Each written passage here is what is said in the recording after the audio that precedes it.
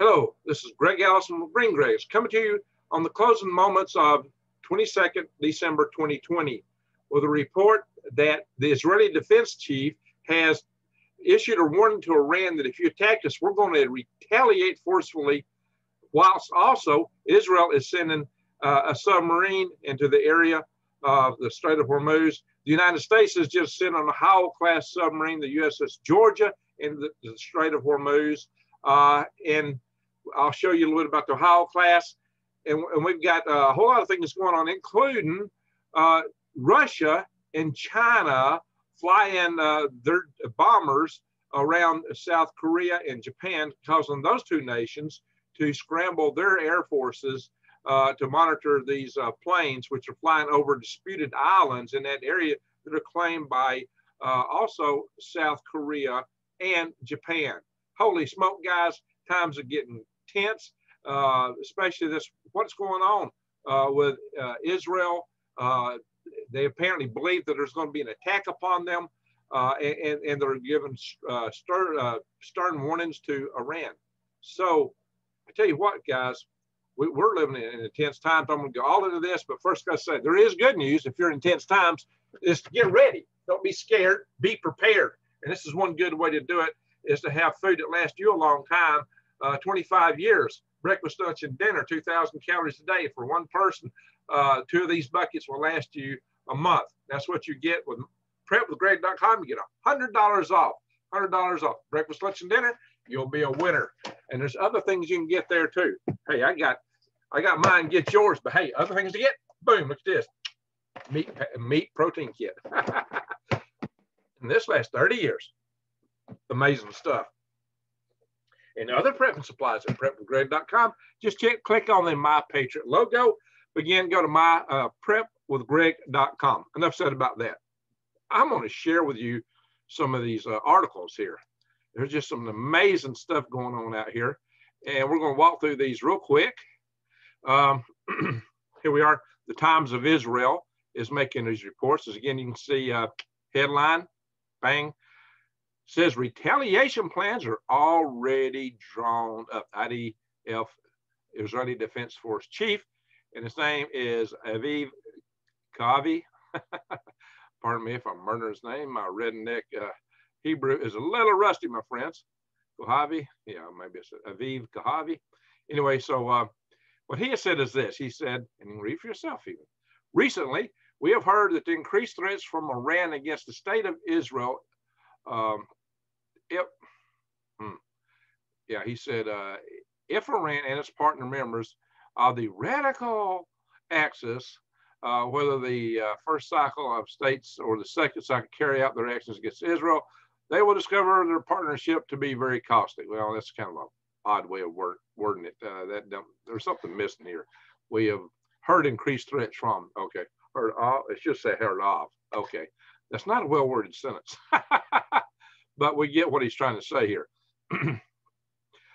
He says the IDF will forcefully attack anyone who takes part of from near or far in activities against the state of Israel or Israeli targets.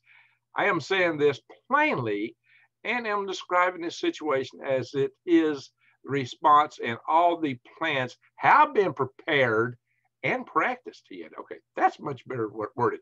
That's good, said he. It's good considering he says I'm describing this situation. This, I'm saying this plainly. Well, that one was worded plainly, but the other sentence was a little off there, my journalist friends over at the Times of Israel, but all that said, and maybe I just can't read. But this is the English version. It was probably written in Hebrew originally. But look at this, guys. Israel sent a submarine through the Suez Canal. Crosses the Suez Canal, which is controlled by Egypt, which on its way to the Strait of Hormuz. Now, I'm going to show you another article about what's going on in the Mideast. Because, Greg, I didn't think that Egypt would allow that. Well, yeah, there's a lot more going on here than you might realize. So, there we are. Before I get in, that's their submarine. But I'm going to show you a little bit more about the submarine we just sent there. The USS Georgia. USS in Georgia. All right, B-52s. I've been reporting on those B-52s when I saw that. Let's see here. Navy's Fifth Fleet, based in Bahrain, said the Ohio-class submarine USS Georgia, accompanied by 2 other ships, passed through the Strait of Hormuz. It means you went into the Persian Gulf.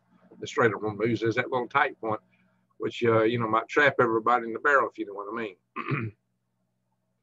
This is the ship. I'll show you some more details about that in a moment.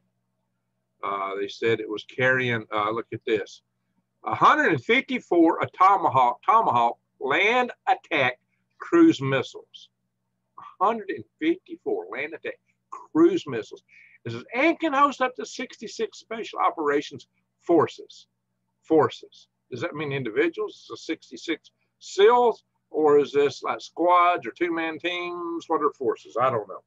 But it suggests some kind of special operations activity might be included with this. Why would he go and bother to sell that, right?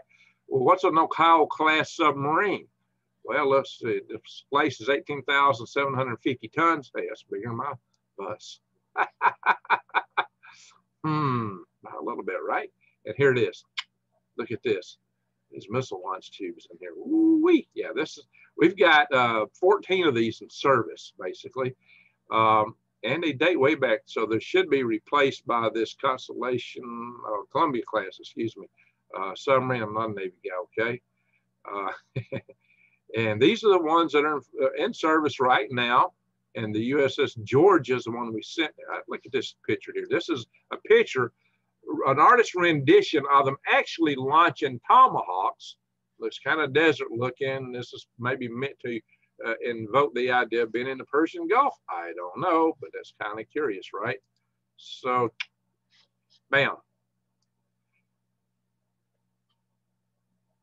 So that's this one, the USS Georgia.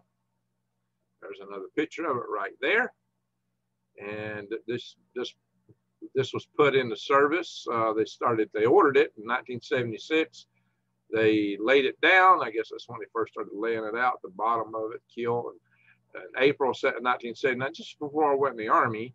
But look, wasn't actually commissioned until after I got out of the Army. I was in the National Guard then, though. So, yeehaw. This thing has been in service for 36 years, 10 months, and 7 days, according to this. Oh, yeah, in case you hadn't known, there's Alaska. I was in the service there. And of course, there's this one that maybe Crimson Tide was made about. I mentioned that maybe recently, right? USS Alabama. Yeah, so that's interesting. Just a little side note there. Maybe Crimson Tide. I believe the Crimson Tide is rolling right now. For better or for worse for some of you. Better for some of us. But look at this. See, here's an article saying an Israeli, now this is in the national interest. I don't think this is a well-written article at all. It's a PhD writer. It's really hard to follow some of the stuff he's written in here as to what he's trying to say. But hey, basically what he's hitting at is that we really could get an award anytime. And he talks about this fact that the Israelis are considering all these hits are putting in recently, I reported on, like where they struck Syria because of the improvised explosive devices put in the Golan Heights and all these strikes they've been doing, which is basically getting weakening the Iranians' forces in Syria so they don't have a left flank maneuver against Israel should they hit Iran. I mean, that's essentially what they're doing. They're using that as an excuse for it. But they call that, where's the language? They call this the campaign between wars. Campaign between wars. All their hits they're putting out right now, all the attacks, all the sorties are flying, is a campaign between wars. Okay, between which wars? And so this is insinuating there's another war they're expected or planning. Which is it? I don't know. Is this the preface for a false flag? You know, hey, we get a false flag, then we got the excuse to go bang, bang. I don't know. Or do they have intel suggesting that Iran is really going to make good on the threats they've made vis-a-vis revenge against us taking out this guy, the head of the Iranian nuclear program, Fakhrizadeh, as many of you may recall, or General Soleimani a year earlier. So Iran says they're going to strike back for that. So maybe there is intel, and maybe that is why they're making these announcements. The submarines are going into place. But this article really here says is insinuating that there could be a major war at any time. But I don't think they really closed the case in the way this you know, national interest. You should do better than that, national interest, especially when you got a PhD. Ryder, shame on you. Very bad, very poorly read article. Okay, and I'll pick on the Times of Israel, guys. Come on, get your English better too. All right, there we go. I'm an equal opportunity picker runner. And some of you may be picking on me. You redneck, what do you do? You can't pronounce these names. Well, I've already apologized for that in advance. I do the best I can. Oh my gosh, we have all these ads popping in here. Where's the ads? There it is. Ding, ding, ding, ding, ding. So, Jerusalem Post. Yeah, I think we just hit that. So we'll go there. We just talked about that.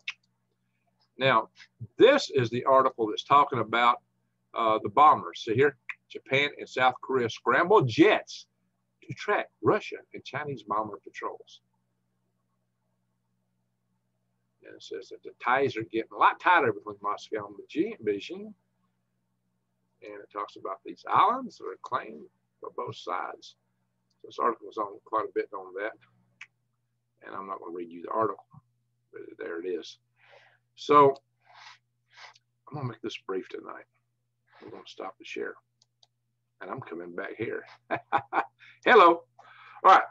So real quick, we've got a situation where the Israeli Defense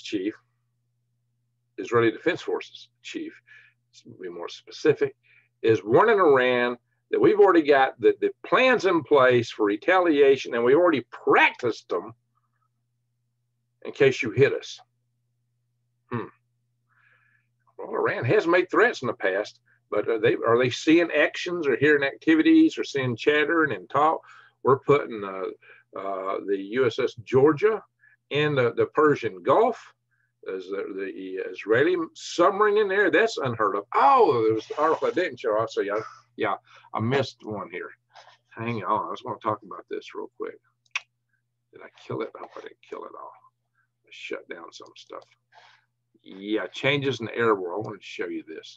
This article, actually, this isn't the one I was thinking it was at first. Yeah. This article talks about how the Arabic countries are realigning with Israel on the Sunni side. So you're getting a new alignment in the Middle East between Sunni Arab nations, so-called moderate Sunni Arab nations, and Israel on one side. Even though they're not formally necessarily recognizing each other, as in Saudi Arabia hasn't formally recognized Israel yet, but there's tendencies or indications that it might, they got backlash against their own people if they do that, versus the Shia countries, Shia Islamic countries of Iran, Syria, and Qatar. So what we're seeing here is that this article is talking about how, and this article goes into some fictional right in the middle, so I don't want to get into all that, but it's a fictional case of how they think Arab armies might actually go in and subdue the Gaza Strip on behalf of Israel. Really? Or in the West Bank? I don't know. I think this writer is having a fit of fancy here, but hey, it's the Jerusalem Post. I don't know. That's just kind of interesting, but why did he even go into this? But he was really illustrating the point that we're seeing a change in the sea state in the Middle East. And I've seen these in other articles, including the Caspian report, which is that guy does a really good analysis. And there's also infrastructure going in. This article don't talk about that. Some of the motivating factors is that this peace is allowing new infrastructure to go in between like Saudi Arabia and Israel. It can take things from Saudi Arabia out to the Mediterranean quite easily. And right now they're looking at rail lines, so they're establishing rail lines. It may be oil pipelines in the future. So there's a lot to give us Saudi Arabia quicker, more readily access to the European markets and through the Mediterranean Sea. So there's a lot of things cooking here. But basically what they're saying here is that they're tired. These modern Arab countries are tired of towing the line for the Palestinians, and the Palestinians have become more aligned with the Sunnis anyway. So they're just not giving them the cord they used to. They would allow the Palestinians to call the shots for how they dealt with Israel. And apparently they just gotten tired of it, and they're beginning to ignore their Arab brothers there in Palestine. So those Palestinians are, they're basically living in concentration camps. They're having a tough time, but they're becoming alienated by more and more countries that normally had been their supporters. And that's bad for the Palestinians. It's probably good for Israel and some of these other countries because they're now cooperating. So what they're really saying is, you guys are so small, we just don't care about you anymore. You're getting in the way of our other bigger items of progress and our joint common enemy of Iran. And Iran and the growth of Iran probably made this possible more than anything, because the enemy of my enemy is my friend, or or something. Somebody can tolerate a little bit more, right? The enemy of my enemy. And so they're all really now focused on Iran. So Iran growing and developing their missile capabilities, the huge army they've got, the ongoing development of nuclear capabilities has caught the rest of, many of the other Sunni nations off guard. It's caught their attention, and so they're realigning. That's what that boils down to. All right, enough of that. Let me get off that bank again. I'm back once again. Yeah, I meant to mention that to you. So we're seeing a whole realignment. Actually, I thought about doing a video just on that, this realignment. And I might come back and do that in the future. It could be good for peace in the long run, that the immediate neighbors are at least not wanting to fight each other. But it's really a bigger division of a big potential war within the Middle East between those nations and the ones aligned with Iran, which includes China and Russia to some degree. But it definitely has Syria in there, and the Hezbollah and Qatar. So there's a kind of an alignment in there. I'm not sure so much about Qatar. We had quite a few bases there at one time ourselves, and we still do. Actually, we have an Air Force base there. That's where our B-52s went to. So them being on that side, I don't know. It's a funny thing going on here. Very peculiar, the alignments and the way things are shaking out. But it's like the chess pieces are moving. Things are lining up. And the threats are being made. It's like, guys, one spark. Poof, one spark. What is the next spark? The Mideast is a powder keg, big time. And we don't know what's going to happen there next, but we could have a major war. It's really possible. And my thing about this is, great, why do we care? Why don't we care? Let's let them go after each other. I would personally prefer not to care myself. Excuse me. But we're already in it. In fact, we're in the Persian Gulf right now with the USS Georgia. And if we pull back right now, Iran's going to blame us, irrespectively. If Israel does anything, even if we make peace with Iran and Israel does anything, we'll still get the blame from this Iranian standpoint. As I mentioned, the Iran, the head of the Revolutionary Guard it said itself that they have sleeper cells poised to take out 20 of our major power substations, and there's only 9 of which, the critical ones, can take down our entire grid. Now, this isn't just an economic loss. We're talking these things have destroyed that will take years and years and years to replace, but you can only replace them if the networks and everything are working right, so you can have the infrastructure in working order. But we're talking about taking everything down. We're frying a lot of these guys out, and you'd have cascading failures. Other stuff will get fried. There's a big potential that, look, in just a year, 9 out of 10 Americans would die, according to the EMP Commission that reported to Congress, the Congressional EMP Task Force. They're the ones that determined that. And you can see in some of the videos I've done, I told Dr. Peter Vincent Pry, who was in that group, that they were optimistic, and I gave him my reasons why, and he agreed. So it's worse. This isn't a cakewalk by any means. This is why you need to get ready. Let's hope these things don't come to pass. Let's pray and hope that doesn't happen, and be on your guard just in case you see anything going on. But we live in perilous times. That's what you need to think about, and you need to get ready for it. And on those lines, I'm working now on forming these survival tribes, and I've got the spreadsheet together. I've identified potential leads. I've started calling them, And some of these may be calling some of you soon. I've got a spreadsheet with over 100 names in it. We're about to add some more. So you can email me. Links will be below. info@freedomrestorationfoundation.org. Put tribe in the subject line, and we'll put your data into our tribe network. Put freedom in the subject line, and we'll sign you up for our Freedom Restoration Foundation. You'll be on our list for that. And if you did join us through Facebook and some of these other social sites, bear in mind, those are likely to get taken down really soon, especially when we start pushing certain things. So if that's your only connection to us, you really need to email us. All right. All that said, I wish all of you the best. I wish you a happy holiday season. Merry Christmas, Happy Hanukkah, Kwanzaa, whatever you associate with, Yule, and Happy New Year. So let's hope these things don't come to pass. We just had the Great Conjunction. Let's hope that was a sign of good things, and not the harbinger of doom that some people think it will be. So my friends, hey, I went and watched it. It was a lot of fun. And I just caught it on my video camera, my little phone. But it wasn't too bad for a Samsung 9 picture, and I shared it here on my channel. So you can look back at one of my recent videos where I just posted that, and a lot of people liked it. It was a heck clouds, and I couldn't see it at all. So I was fortunate. All right, my friends. With all that said, I'm going to say thank you for watching.